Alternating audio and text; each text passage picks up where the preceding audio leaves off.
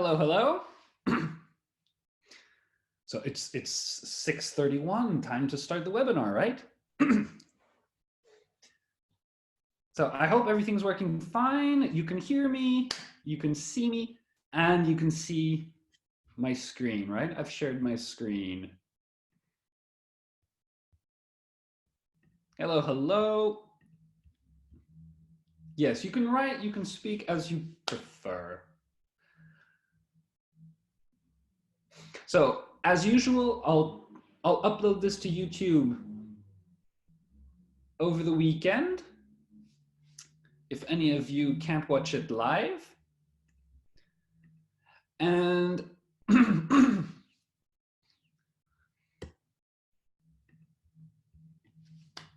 and let's get cracking. Today we're going to prepare for a vocabulary lesson for kids.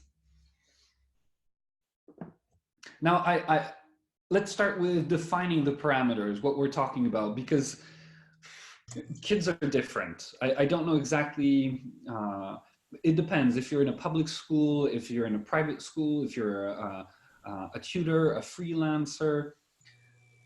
There are different classifications. We usually talk about kids and teens. There's a better classification of referring to preschoolers, ones really who haven't even started learning their own L1 at school. So sometimes some of these kids don't even know how to write or things like that. Preschoolers. Then we have kids. Then we have, before having teens, we call them tweens. Those are that age between 10, 12, maybe even 13. It depends. It's not an exact age. It's about maturity. I find there's a big difference. Those tweens, the teens are, their body has matured. They're struggling with their hormones and everything, of course, but their body has matured and they themselves see themselves as adults. Tweens are at that transition age, whereas kids are fully kids. So we're going to talk about kids specifically, maybe as well preschoolers. Some of the activities are going to work with preschoolers as well. So let's get cracking on that. Teaching vocabulary for kids. Okay. Also, the lesson length, that depends on where you teach, how you teach. At that age, I don't think I've heard of lessons lasting more than 2 academic hours, honestly. Or those are camps. That's kind of a different setting, of course. At camps, yes, the kids have more hours of English, but there are a lot of breaks and physical activities between those. I've never heard of a lesson, just one block lesson for kids that will last more than 2 academic hours, honestly. So we're going to limit ourselves to that. We're going to target 1 academic hour in case we have a short lesson, and expand to 2 academic hours if we have that in our curriculum. Well defined? Now, vocabulary, the struggle with vocabulary, of course, is that if you're working with textbooks always seem to have their little subtleties about which group of words they think the kids should know at that age, at that level. So what we've decided to do is not focus on the textbooks, but rather focus on the exams that the kids or teens are probably going to have to take. And we built our vocabulary families like that. I've talked before, today we're doing kids, so we're not going to talk about oge yege. But just out of interest, if you're interested in that, and we can have a lesson on that further, there are ranges of vocabulary, things like that, word transformation exercises that are important for the yege, and its own category in level of difficulty, basically. Similarly, we're going to talk about kids today. So what we've done, we've taken the word families for the Wiley Cambridge exams because those are the most popular young learner exams overall, and they do have very good collections of word families. So we're going to take a look at that today. All right? I feel like I'm speaking very fast today. No? It's been a long day, but it's also been a very exciting day. I had a lot of lessons, and so you know that I'm still full of energy and I'm still kind of in the teaching mode. All right, no, it's okay if you say so. So let's start preparing for our lesson. So the parameters are clear, the age group, the length of the lesson, and vocabulary. So I took an example, for example, I took as an example body parts. That's a topic that comes up a lot for kids. Let's just search for body. And that's something that comes up a lot. And we are going to do that. Body, there we are. Body parts. Okay, let's just select body.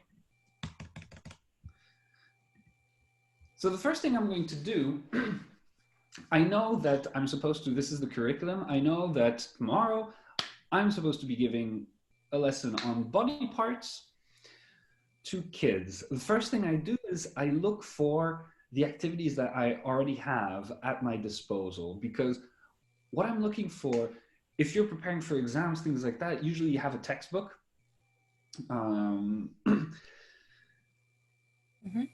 It provides a lot of support for the kids. It gives them a framework for homework and things like that. Parents like it because they see a curriculum. So I know I'm teaching body parts. I look for the activities that I'm not going to find in the textbook. And those are really the automate activities. I still want to follow my P1, P2, P3 structure of my lesson overall, because I know that that is the most efficient way to teach these kids the vocabulary and ensure that not only do they learn it, but they master it. I don't want the vocabulary I teach them to become passive vocabulary that they learn quickly by heart just to pass a few tests in my lesson, and then they forget about it, and when they actually need it, they can't remember it. I want them to remember. I want this to become active vocabulary. So I'm going to insist again, I'm going to start planning my lesson around my P1, P2, P3 structure. We know that with kids at those Wiley levels, the P3 might seem a bit more difficult because, well, P3, remember the whole structure of P1, P2, P3. P1, we check accuracy, we check the understanding and the basic logic. So really, we check accuracy first. Then we automate. We try to build reflexes so that that accuracy becomes a reflex. So that finally at P3 level, that was P2, at P3 level, we're going to test the fluency, and they're going to develop the fluency. So at P3 level, I want some kind of speaking activities where my students are going to spontaneously use the vocabulary. That's more tricky at lower levels, of course. So I've got my body parts, and I'm going to look for that, P1, P2, P3. Now, the first thing I notice here, I notice that I have Wiley movers and Wiley starters, two different levels. That means, of course, Wiley starters, simpler body parts. And that already provides me with a good fraction, basically. I wanted to show you that because if I'm preparing for the Wiley movers, I will probably use the flashcards of the Wiley starters for a warmer or for a lead-in, just to make sure, again, that that vocabulary that they're already supposed to know from the Wiley starters level, that that vocabulary is still active in their mind. So in that case, I would click on Wiley movers. That's the level I'm teaching. But I would keep the Wiley Starters activities as a warmer or lead-in for my lesson. So let's see what we have here. I'm looking for P1, P2, P3. The first thing I look at are the tags, P2, P3, P3, presentation support. There are no P1s. Why is that?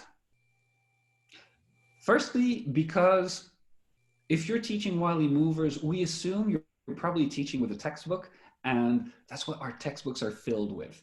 So we really want to help you complete your curriculum, have those extra activities that really make a difference. The P1s for this kind of thing, they're usually fill in the blank activities, things like that. You can use your textbooks, but you can also use the flashcards. So you see it's referenced as a P2, Wiley Movers Body Flashcards. I'm going to show you that because these flashcards actually at the beginning are also going to be P1s, but they're not going to be fill in the blanks. They're going to be more tactile P1s. The presentation support, before I go into the P1, presentation support, I need that for my lesson. Those are going to give me big pictures. The flashcards are going to be very large, and I can print them in A4 format to use them for my presentation.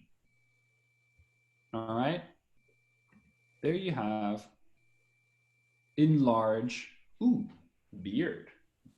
I recognize that. Face or head, etc. Hair. Mustache. So you see, presentation support, actually, there's the same pictures as for the flashcards, but in large format so that you can print them, or even if you're teaching online, if you're teaching on live, you just show them.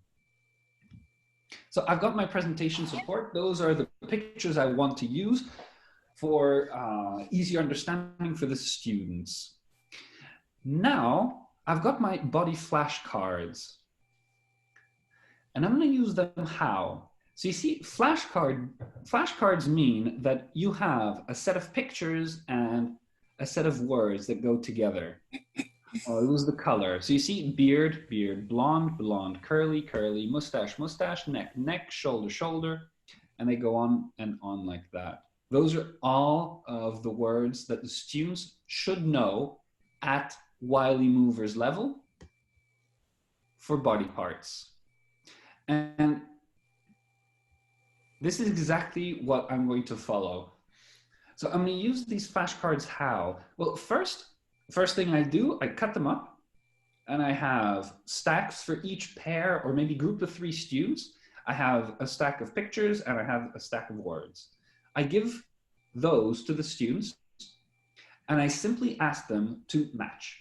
So the first thing that their students are doing is they're taking the pictures, they're taking the words, and they're matching pictures to words, pictures to words, pictures to words. Ta-da-da. Got it. Teacher, ready. That's not a P2. There's no stress, there's no speed, repetition, things like that. I'm not stressing my students here, I'm just checking their understanding. After whatever, we'll get into the presentation later. Remember, first I want to build my P1, P2, P3. So I've got my materials for my presentation. I have those large pictures. Now I have flashcards to actually do P1s in physical form. My students are matching. And here it's a P1. I'm checking their understanding and they're confirming their understanding. So is that blonde? Yeah, yes, it is. It is blonde. Okay, next. Neck, is that neck? Yes, that is neck. They're confirming their understanding. I'm checking their understanding. It's P1. And the second game, memory game, is also pretty much a P1. So my students matched pictures and words. I have them put them in a column like that of pictures and words, card after card. What I ask them then to do is flip them over so that they don't see. They flip each card and then they shuffle them and they put them in a certain order. They don't know the cards. So they have the cards laid out on the table like that, one after the other, and they're going to play a memory game in turns. I'm student A, for example.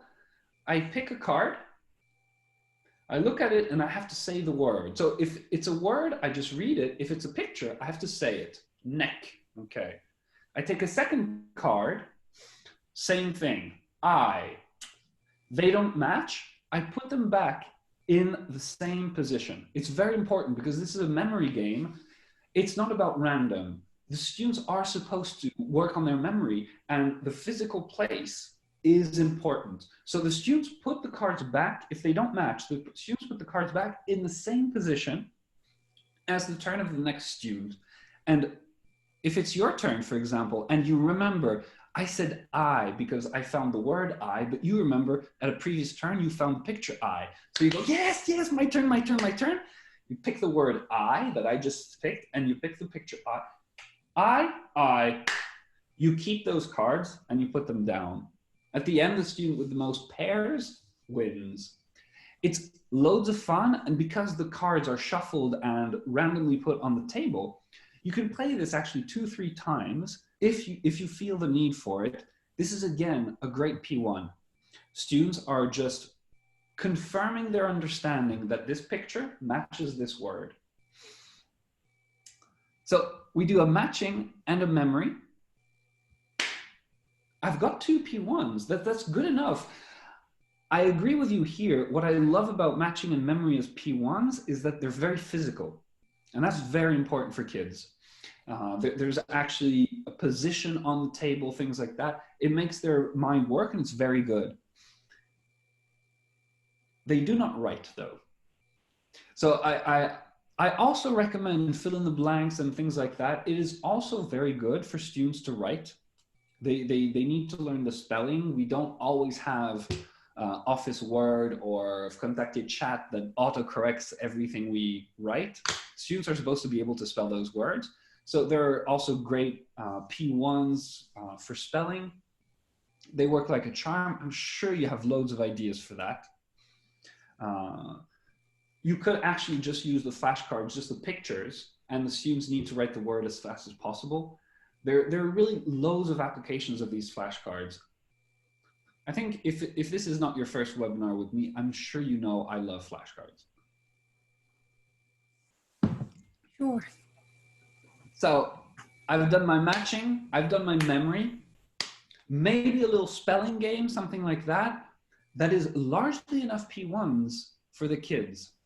What I love about these P1s, again, is that they're very different in energy level, and that is very important for kids. Kids get restless and start misbehaving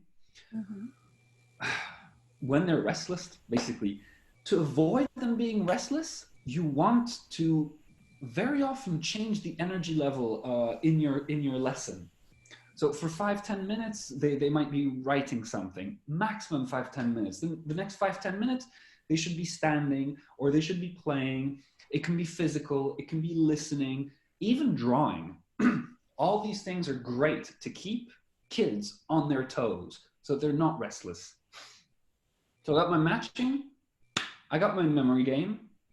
Next, now we're getting into a P2. I'm gonna play a reaction game, or we also call this card flip very often. Why card flip? Because it's very simple. One student is going to take all the pictures, no words, only the picture cards, stack them in a pile, and is going to test the other student. So those other students are going to unflip picture after picture, and the other student should say the word as fast as possible. We've done card flips loads of times on different topics. It can be grammar, it can be vocabulary. You know the drill. Card flips are great. It's a great form of drilling. It's just very, very important to make sure that we don't wake up the logic of the student or that we don't cause a loss of confidence. It's very important to do it steadily and easily for the student. You start easy and you gradually make it more difficult. It shouldn't be like climbing a cliff at the beginning. So what we always do with these flashcards, with these card flips, first, we do one without any stress, without time. The students can say the word at their own rhythm. It's fine. Why? Because they confirm their understanding again. They feel safe. They go, I know this. Okay. If you've done the matching game, the memory game before the reaction game, the start slow is kind of logic. Well, it'll go by just perfectly, very easily, very fast. Start slow, start easy, then time yourself. So here, the kids can time themselves or they can race against each other. And then challenge 3 times. And here you have your reaction game.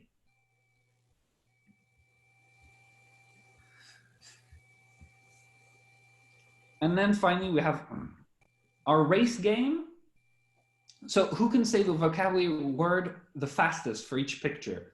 In the reaction game, a student is competing against himself.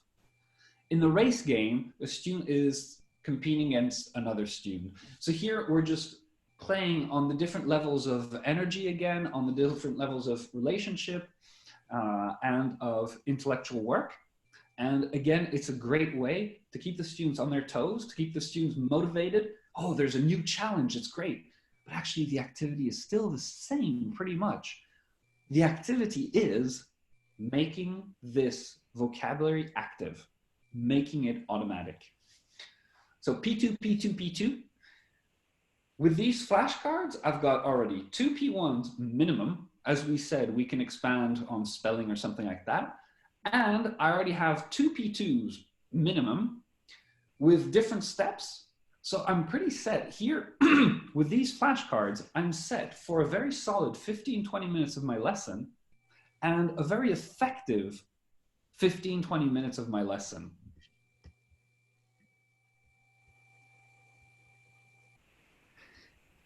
And then, as we said, we want to follow that with a P3. So I've got a few P1s, I've got a few P2s. I'm solid, I'm ready.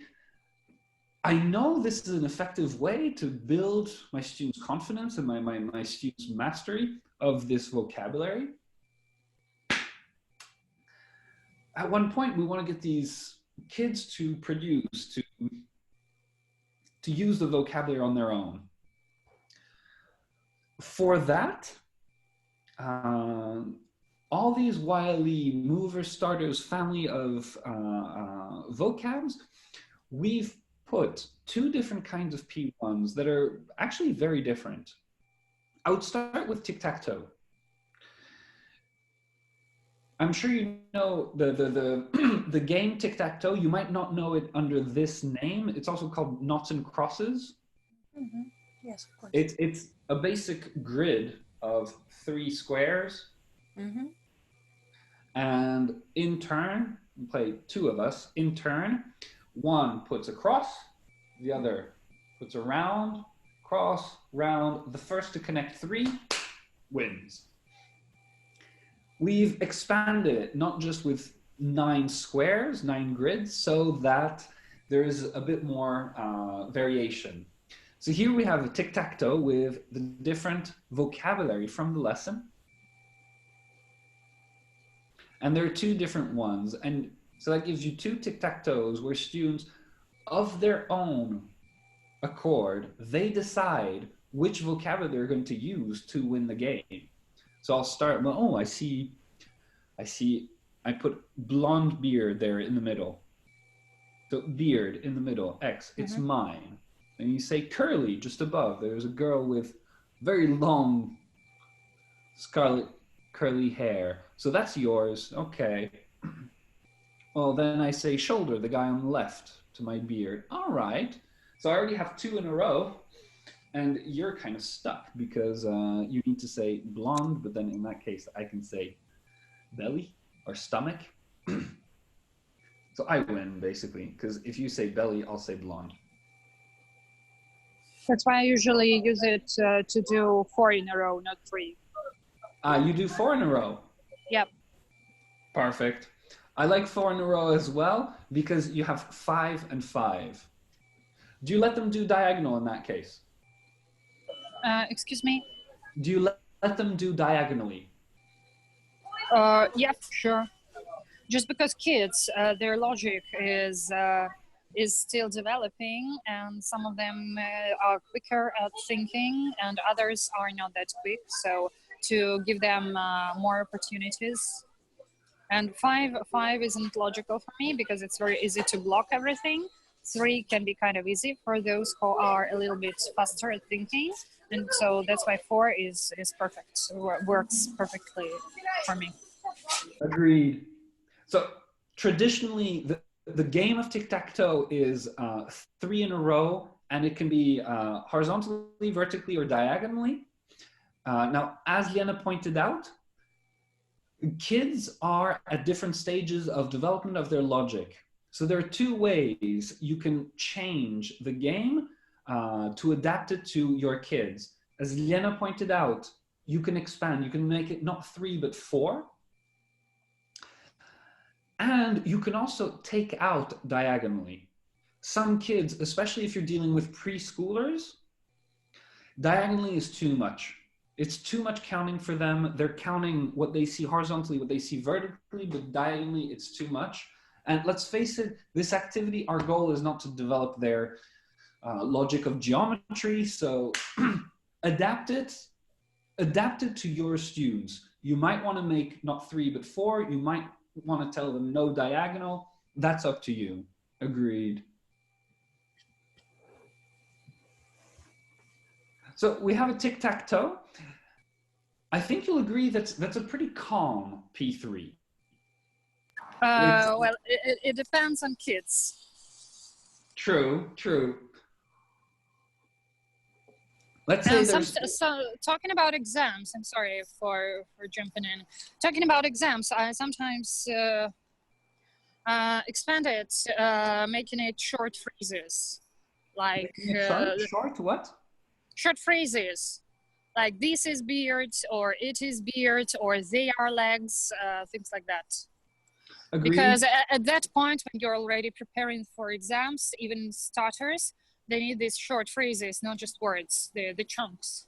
Agreed. So I was going to incorporate that a bit later, but I agree. There's a lot here you can do with the flashcards as well. You can choose to really just have them say the word on its own, or you can get them to say phrases. Instead of just saying teeth, these are teeth, or these are my teeth, things like that. I agree.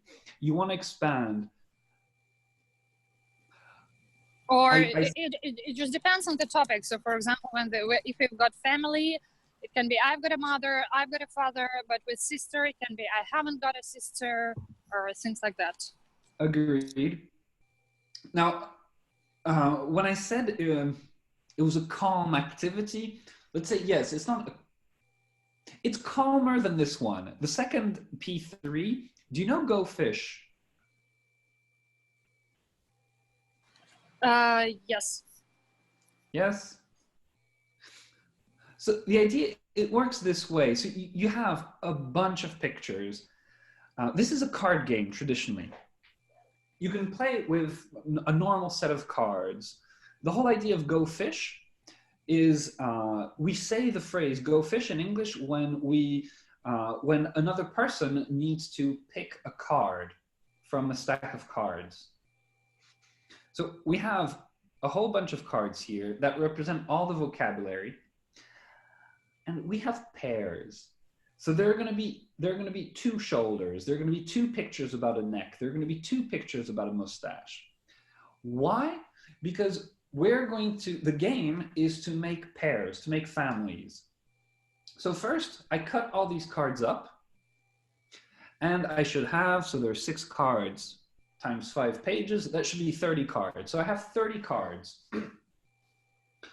I'm going to start the game by giving each student 3 cards, for instance, and the rest we put on the table. So we each have 3 cards. Let's say I have 1 neck, I have 1 mustache, and what else? I don't remember. 1 beard. Okay, I have neck, mustache, and beard.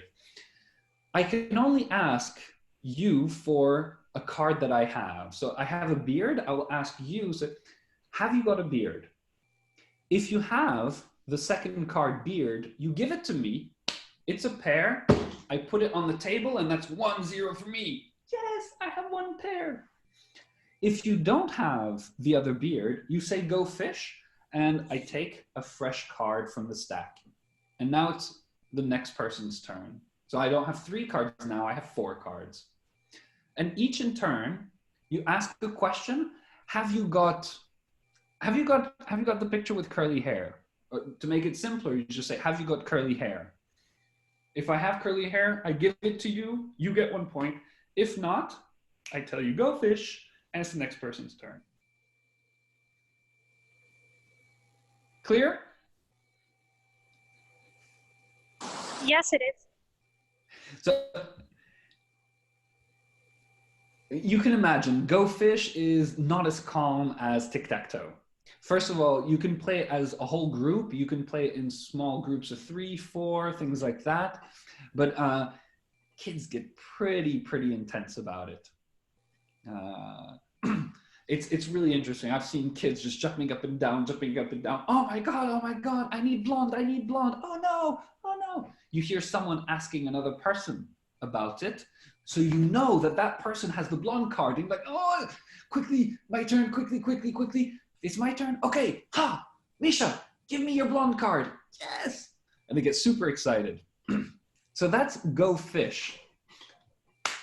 So coming back to my lesson preparation, my lesson plan, I wanted to have P1, P2, P3, and that's exactly what I have. With just, I cut out the flashcards and I cut out the Go Fish. That's it.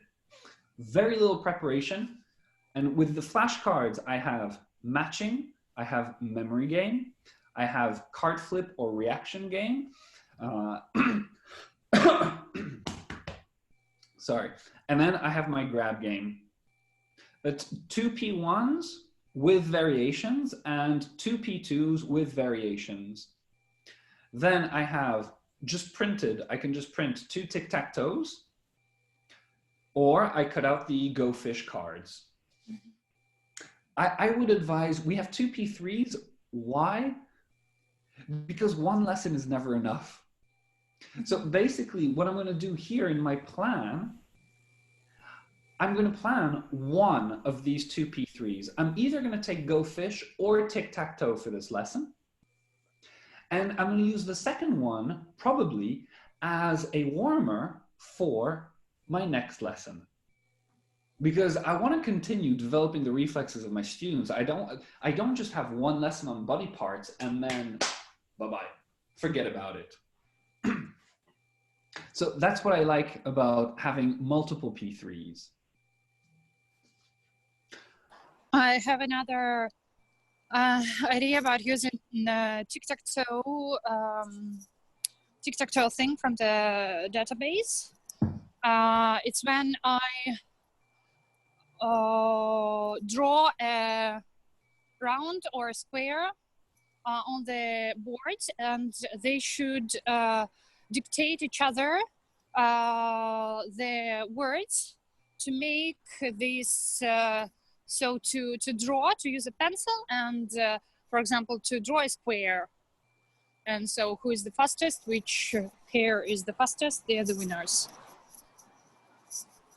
Just so, one of the variations. It's like giving instructions, yes? Something like that, yes. Well, anyway, they have to repeat the words, and it's also time limited because someone should be the fastest. Yes. So here, when you have time, you're stressing your students and you're helping them make it faster and faster. It does stress some kids out, but I think you'll agree that they quickly get into it. Yeah. Perfect. It's funny because, so yes, that's what I love about these materials. We always, Tom and I always think about flexibility. We're different teachers ourselves. Tom and I, we have the same approach, but our styles vary greatly. We're very different in class. So we want these activities to be as flexible. It has to be solid. It has to be something concrete that is really useful and that is very, very practical. But at the same time, that gives the teacher the creativity space enough to make it alive for the students. So I've got my P1, P2, P3.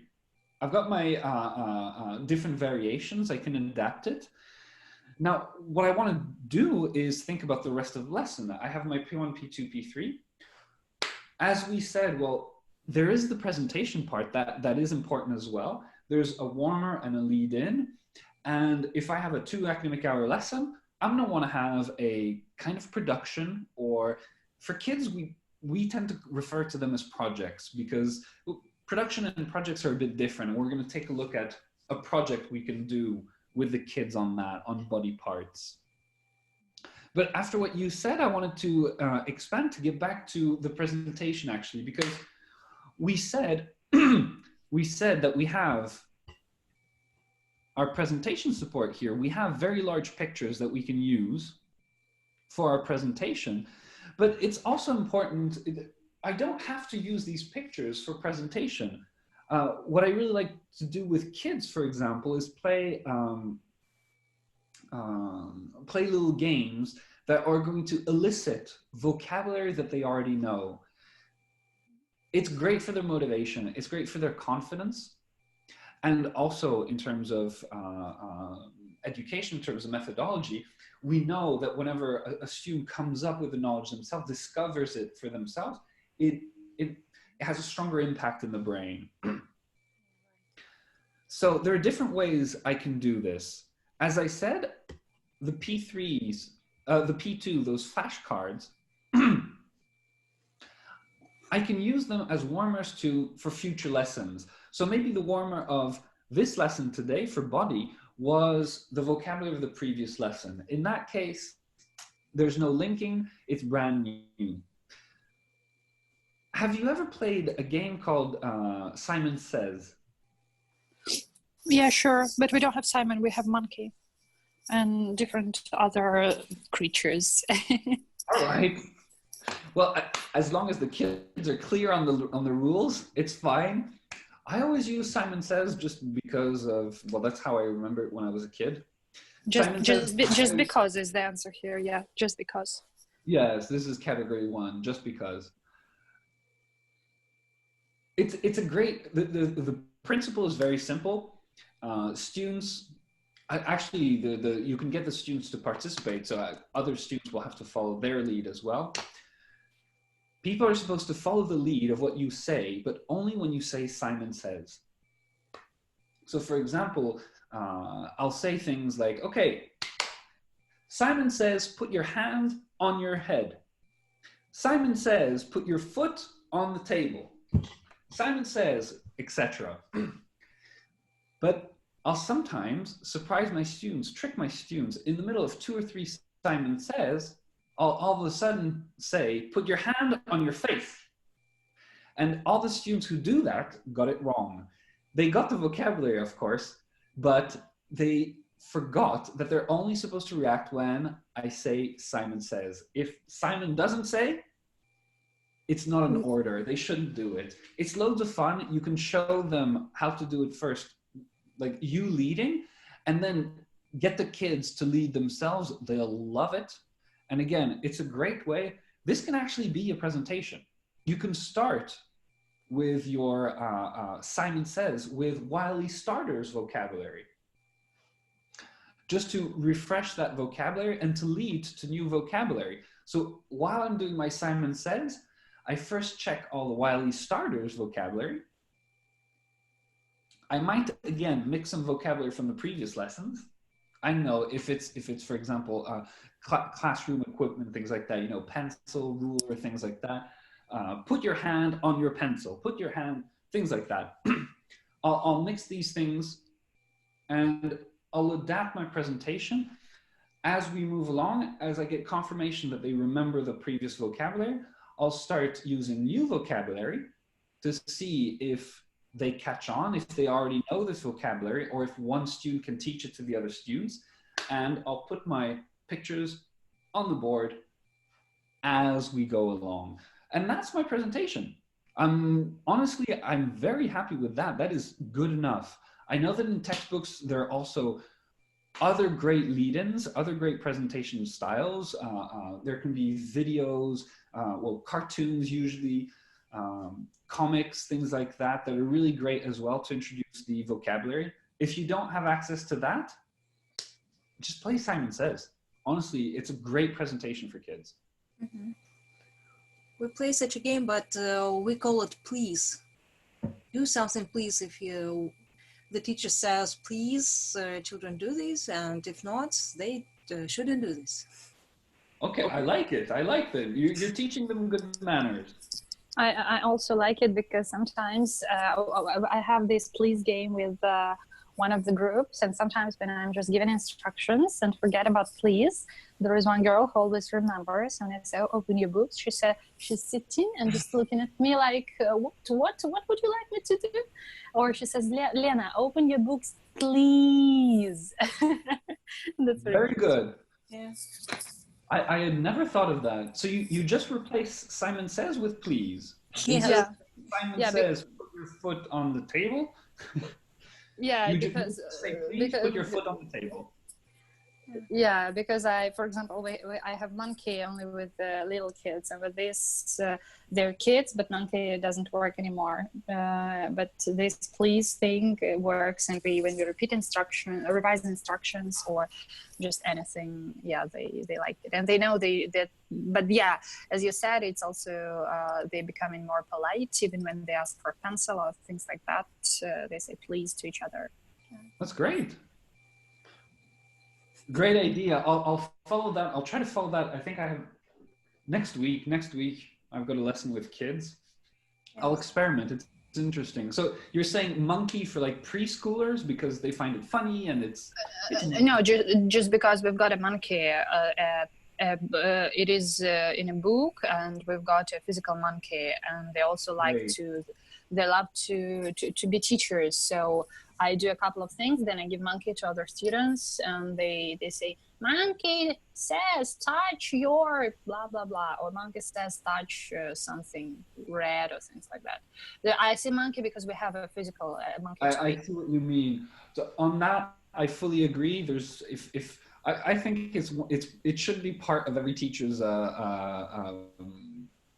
let's say set of materials. If you're teaching kids or preschoolers, you should have some kind of stuffed animal, a teddy bear or something like that.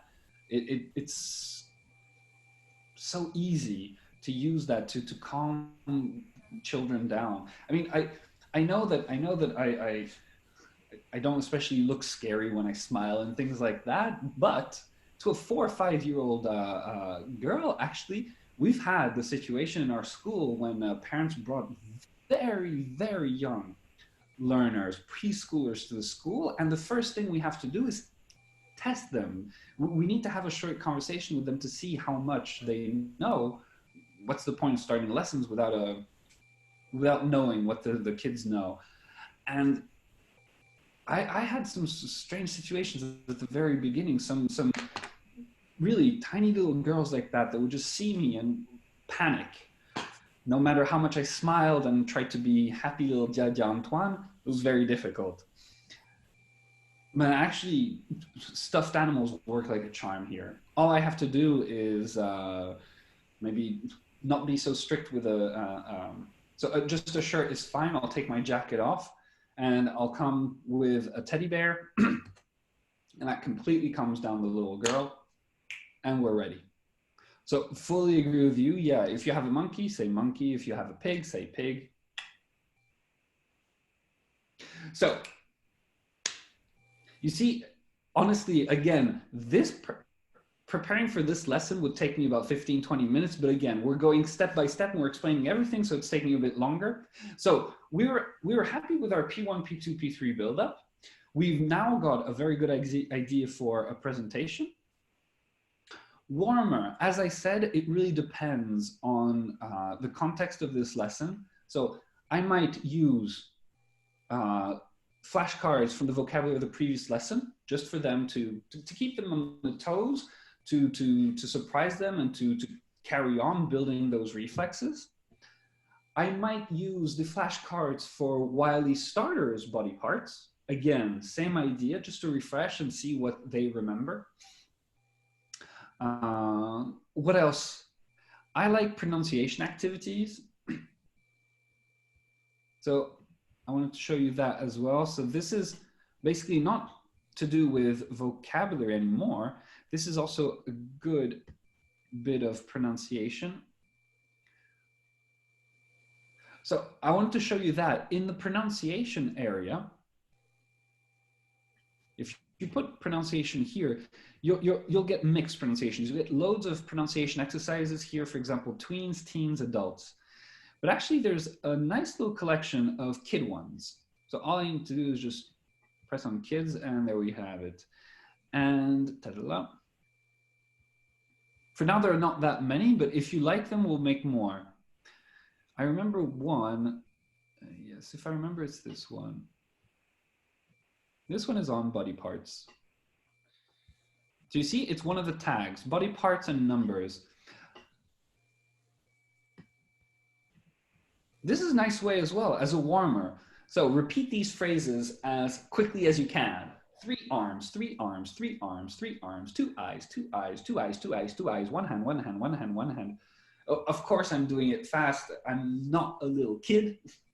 The little kids will struggle at first. It'll be more difficult. But you see, this pronunciation exercise is pretty straightforward, but it's actually very useful for the kids. And again, that's a good warmer as well. We're leading into body parts. Why not use this one?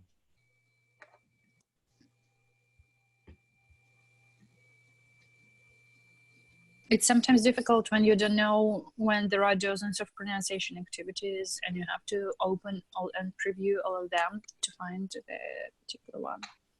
If you are doing it for the first time. I know. I've noticed that we're working on that with Tom. We really want to make the whole search engine easier, more convenient. We love the tag system, but we need to make it more detailed, and at the same time still user-friendly. Because if you look at all these tags, it's quite a lot.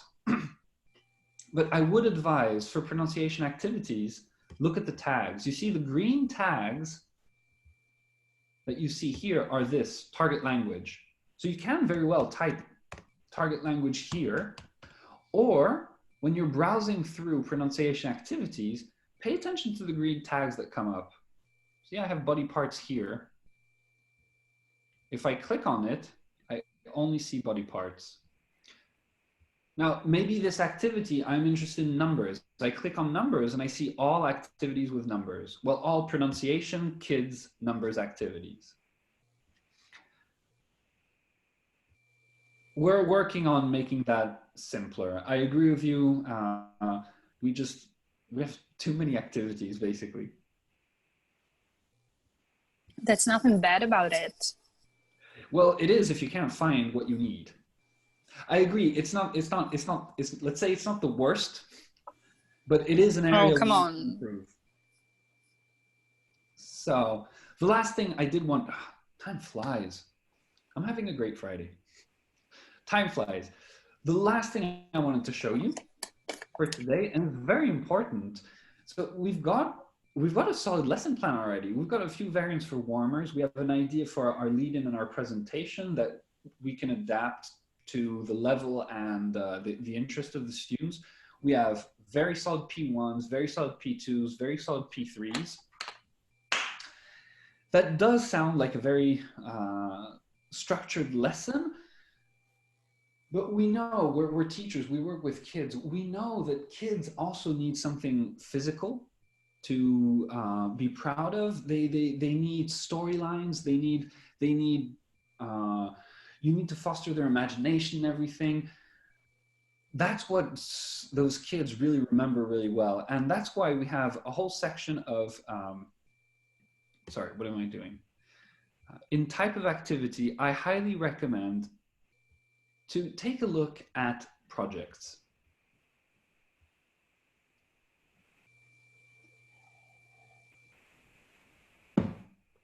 Projects are as I said at the beginning, they're very similar to production type activities, except they're longer.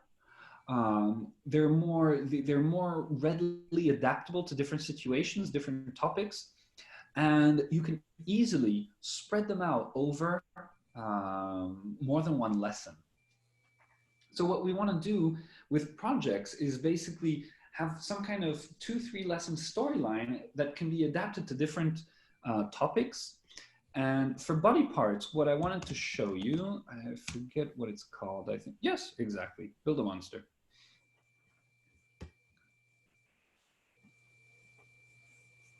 So here I have, instead of looking at like that, I can also just click on body parts.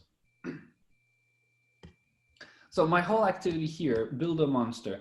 I really love this activity, and you'll see we're going to be able to expand it in so many different ways, not just for this lesson.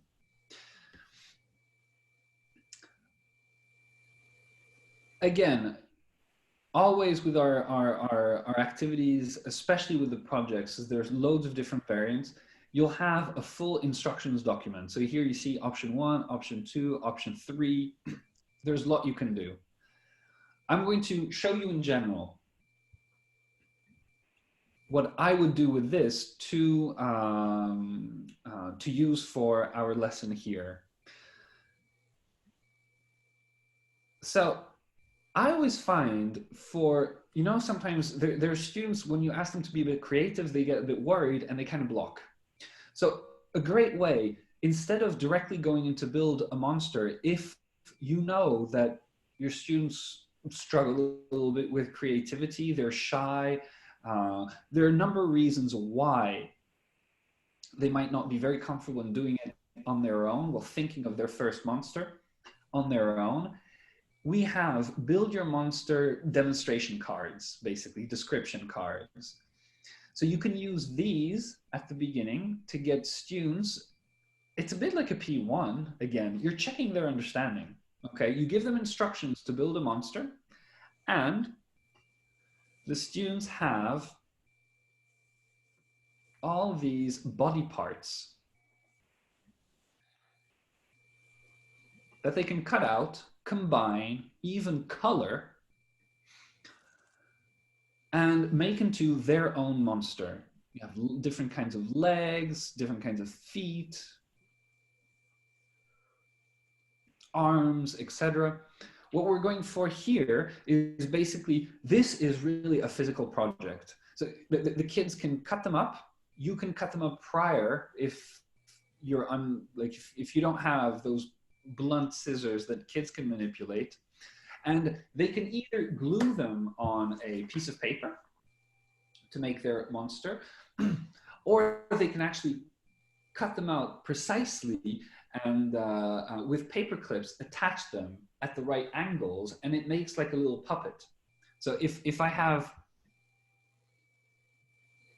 look, if I have, first I choose my body, I choose the one on the right, and with a paper clip, I'm just going to punch a little hole here and here, and I'm going to put the legs in there. Same thing at the top left and top right corner with a paper clip, and just punch a hole, and then I'm going to punch a hole in the arm and attach them like that, which means that the arms and the legs are going to be able to move like this. Loads of fun for the kids. So the activity, start with the demonstration cards to give your students a frame, to give your students some inspiration. The students are going to have fun building these monsters, drawing maybe these monsters. You don't have to use the materials at this stage. This can also be just simply a drawing activity. And then you go to them actually building the monster. It makes for a great project. It makes for a great physical aid that you can use in loads of different ways. Firstly, with the parents, of course, so the parents see that something is really happening in your lessons. The kid will always be proud to show it off to their mother and father. Look, I made this today in English class. It's, I don't know, Jerome, my younger brother. I named my monster after him. This is Jerome. It's my wonderful little monster. I made him today. Daddy, mommy, look at it. And Yeah. Yeah. Sorry. go ahead. No. No. No, Just okay. finish, please. I interrupted you. Actually, I'm gonna have the same answer. I'm gonna say no. I don't want to continue. I thought the convince stage is over. True. I just, excuse me? We haven't done a convince today. You're right. So basically, to prolong the build a monster, I was going to continue describing what can I say still about this monster that I've created to my parents. I can tell my parents, I can describe my monster, and that is mainly going to focus on the target language that we're preparing for, the body parts, but also colors, numbers. What else can I do with this in class? I can have my students give presentations to each other. So the first thing we can think of is hobbies. If you've already started a bit of present simple with them, if they already know a little bit, might as well. Why not use this project to basically revise present simple? Hobbies, habits, things like that. Another vocabulary family, for example, food and drinks. The kids can very well come up with a diet for their monster. What else? Habitat, where they live. Okay, if you've done parts of the home, things like that, or if the kids have already described their rooms to each other, they can now design a room for their monster. They're really, again, what I love about these projects is that they're very flexible, and they're loads of fun for the kids. There are loads of different variants you can push to adapt it to your lesson. So I would really finish on that. Build a monster activity would be the production stage of my activity. I would start with first a monster description, the monster description cards, and a little drawing competition. Doesn't have to be a competition. Then I'll go to build a monster. So they can be a teams, they can be solo on this. It can either be going towards a puppet, going towards a poster, and depending on what I've previously taught my students, I can go with habits, hobbies, sport activities, musical instruments that the monster plays. I can go with food for diet, food and drinks for diet. I can go with, what else? Clothes. I can clothe my monster. Do you think monsters like being naked? No, they don't. They need clothes. I can go with clothes. Anything else? And I think the lesson will be over after that. I think there were enough examples. Yeah, I agree with you that it can be expanded in many, many, many different ways. Exactly. So I wouldn't do all this. What I love about all this is that this Build a Monster project is something that I will do with my students over 2-3 weeks. And after those 2 or 3 weeks, you can have a good project with a lab book, where With a what? your monster, with a lab book. Yeah, a lab book. It's a small book where your monster is, all his hobbies, all his diet, everything, you know. That's really nice. I hadn't thought about that. Yes. And And it will as be you a mentioned, product. book, they could even come up with a little story, like the monster's first day in school.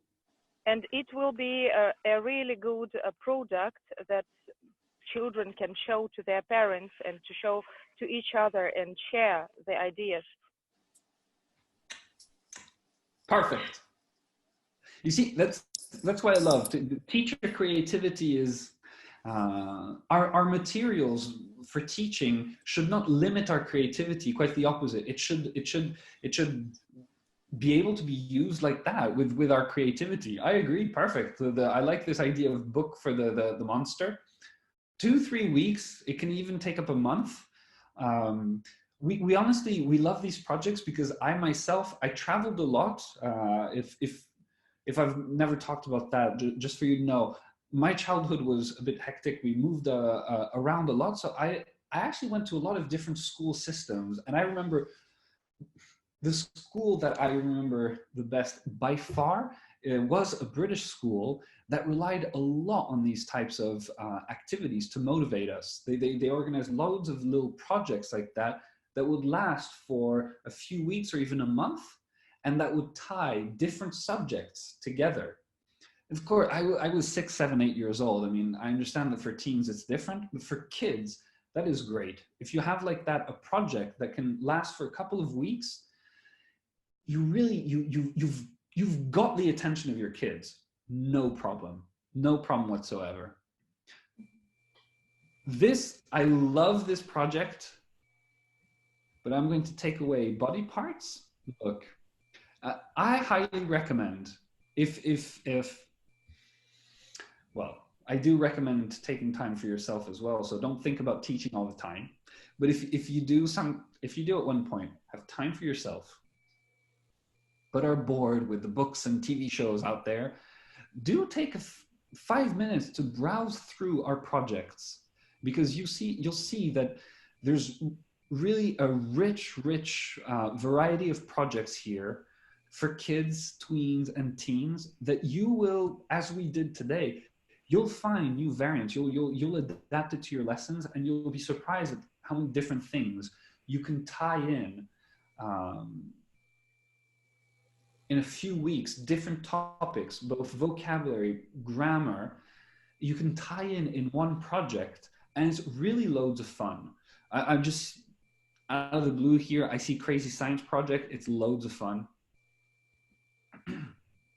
You put students in pairs or small groups, you give each pair a discovery card, and students come up with a description of what the discovery is, why it is special, how they discovered it, including hypotheses, a detailed description of the steps of their studies, and students present their discoveries at a scientific conference in front of their colleagues, the other students. You can have the students try to sell their technology to investors as well. So this, you can already see in the tags, not kids material, right? This is already a bit more, you need more skills to be able to do that. Tweens, teens, they love it. There's nothing they love more than showing off to each other. So we did it today. Sorry? Excuse me. We did it today. It was about, I had to do something connected with gadgets, with technologies, and to practice the future form. And we said that we are going to help Marvel because they are out of imagination, and they're going to create superhero stories like for the future Marvel film. And after that, I gave them we have a pile of fake money, like about $500 for each person. And first they presented their plots and in front of the class. And after that, they were investors. I turned on the cool music, and they were going around the room and investing their money. Like they have $500, so they could invest in this, that, but not only in their own. And after that, they had an opportunity to count money and decide which superhero is going to be a new Marvel star. Perfect. So you can wait for a bread man in Marvel. Maybe next year. We haven't decided yet. Cool. Yeah, I said that you can choose from mine and give them the pile of yours. And they took someone, they didn't like him, and said, we can do our own hero. I said, oh, okay. Great. They are preteens. Preteens. Like 11. Okay. Yeah, it's a great age. At that age, these kind of projects will work like a charm. I love them. So that's what I wanted to show you in the end. You heard, Maria, this idea. I think you can use it in yours as well with your teens. I can't use it because we have another topic. Actually, we did it today too, because we had today the topic of progress and inventions, and they loved it very much, really. one guy said that honey was invented by fishes that evolutionized to or into bees. They made a Nice. super theory about that. But we will have the next our lesson will be about money and business, and we will have something. We should have something different. So Awesome. I was thinking about startups, but I don't know how to do that. I need help. Help, anyone. Oh, there are lots of things you can do about money on the database. Sorry, it's Friday evening. My brain doesn't work, but I know that there is something for sure. Because this superhero thing, I was planning it for another lesson and adapted it for this thing about the future. I'm sure you will find something, or Do you mind Anton if I can tell you. cut this bit of our webinar and I use it as a TV advertisement? I don't know Excuse me? where it is on the database, Sorry. but I'm sure it's there. We'll put it in the middle of Yes, the it is. I'm sure that it's there, even if there isn't. There's a lot. Honestly, Maria, how old are the kids? It's 11th grade. They are about 16, 17. So the All money, right. is it a vocabulary topic or? It's no, it's not a vocabulary topic. It's about I don't know even what would it be. It's would be more in economy. February. It's not just money. It's more economy, right?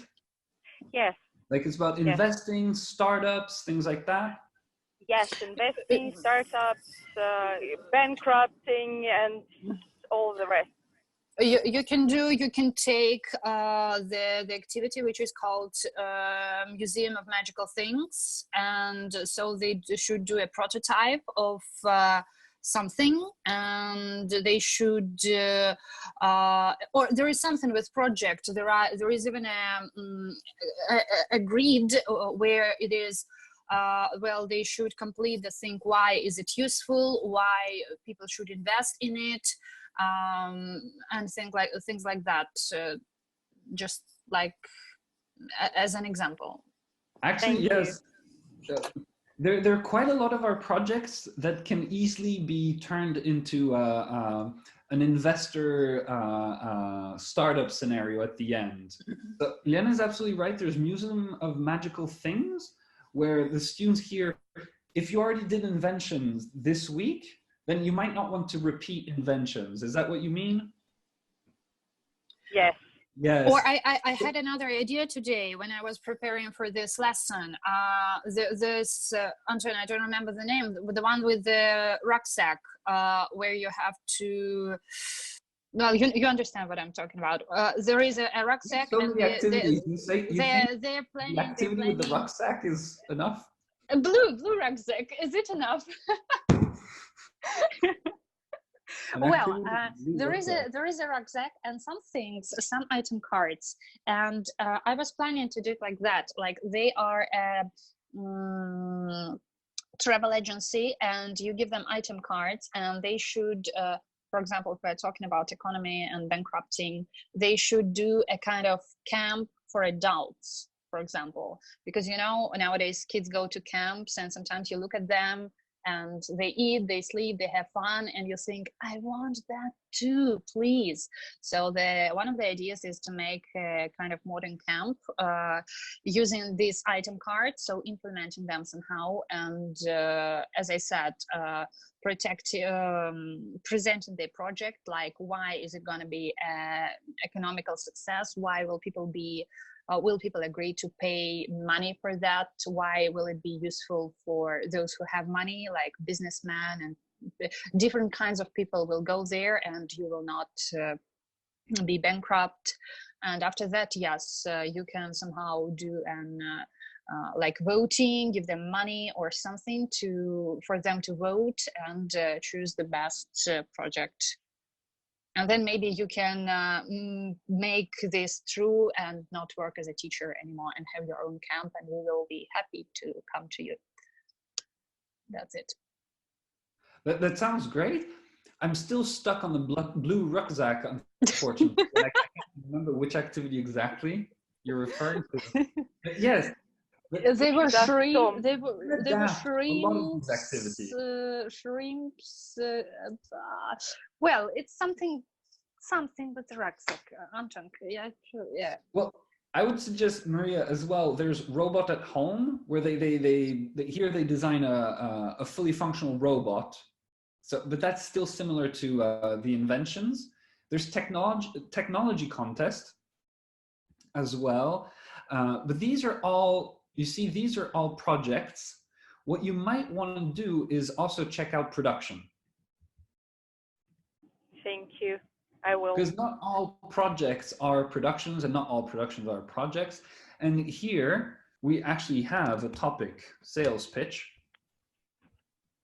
Now, I didn't think of that at first because what you said, because at first I thought you were talking about kids the same age as Lena's, around 11, 12, but 16, 17, they actually will love this. These are blind sales activities. It's lots of fun. So the idea is, look, you have these are the items to sell. So you cut them up in little cards, and the students have to practice their sales pitches, convincing quickly someone that this is a worthy buy. Investment, I can't think of investment here though. As to rucksack, it was backpack, and it's called Crazy Weekend Plans. Sorry? Crazy Weekend Plans, that is the name. Oh, Crazy Weekend Plans. Mm-hmm. There we go. It was a project. We passed it. Shame on me. This is good fun, yes. Oh, I started downloading it. So Maria, here the idea is that they're going on a crazy weekend and they have this backpack. So you show that you're ready for the weekend. Everything you need is in your backpack. Da, da, da. What do you have? Where are you going? What are you going to do there? How are you going to use these things?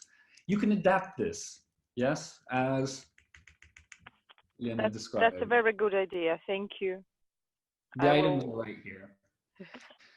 She promised us a blue backpack, but it was of course, it was the original backpack. Mm-hmm. Of course it was. It was a picture of backpack. Yes. All right. Improve the, you did improve the invention, yes? Sorry. I love improving invention. Now, as Maria said, she wants to stay away from inventions because she already did because this she's just covered that, yeah. Mm-hmm. Mm-hmm. So I would go with... I want just to give some freedom to children, because they, some of them want to make a startup not about inventions, but about something else. I know that half of my group is interested in economy, and they go to special courses, and they might want to do something related to this topic. Well, then you can just try anything else, because, for example, we did the invention thing last lesson when it was about I forgot to send the picture, like improving the invention, and I showed them different startups. I googled for real modern stupid inventions or like strange inventions, and they can come up. You can just give them give them some ideas to to lead them, because, for example, today I said them about superheroes. They liked the idea, but they say we will invent our own. I said okay. Go. I would have two things to say about you're absolutely right. What you're referring to about so you want to give them freedom, and at the same time, as I mentioned, I don't remember who said this. There was a very smart quote about creativity. Basically, if you just tell someone, I remember my mom even telling me this, that don't watch TV, just go outside and play. You won't, if someone just tells you that, go outside and play, it's more difficult to come up with ideas. Whereas if someone tells you, here's a ball, here are two plots, go, play with your friends. When you actually put a bit of limit on the reality, you put a frame, basically, it's easier for the human mind to be creative. So we can use the activities in that way. As Lena put it, basically, when you use the first superheroes as an example, it inspires them, and then they have more imagination. Yeah, I forgot the word inspires. Thank you. That's what I mentioned. Second thing I wanted to say, Marina, I'm sorry, we're going to have to stop, unfortunately, but what you're referring to, so if your students are at that age, 16, 17, honestly, they're already pretty mature. And from what you're describing, their interests, they want to be treated as adults. And they're interested already in adult things. I would highly recommend exploring soft skills. They're great speaking activities in soft skills. You don't have to go over all of the actual C1, C2 level soft skills.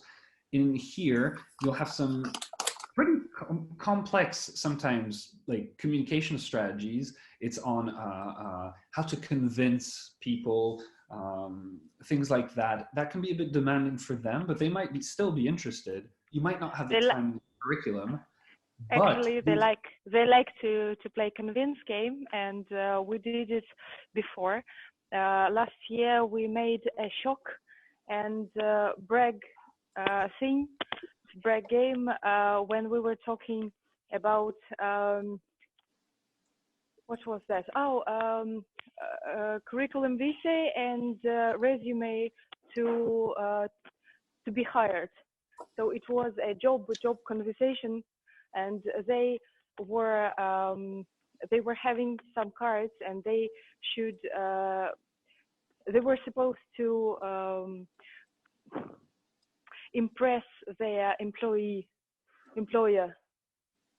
Mm-hmm. So right now I wanted to take convince to make something interesting, and I think they will like it again. So I like soft skills. Yes, your idea is great as usual. I think let me I was going to suggest it anyways. I suggest next week's webinar we'll do a lesson preparation for a soft skill. Okay? Oh, that would be wonderful. Thank you. Yes, because I think in particular, for example, for your students, teens at that age, I would start with this flowery language.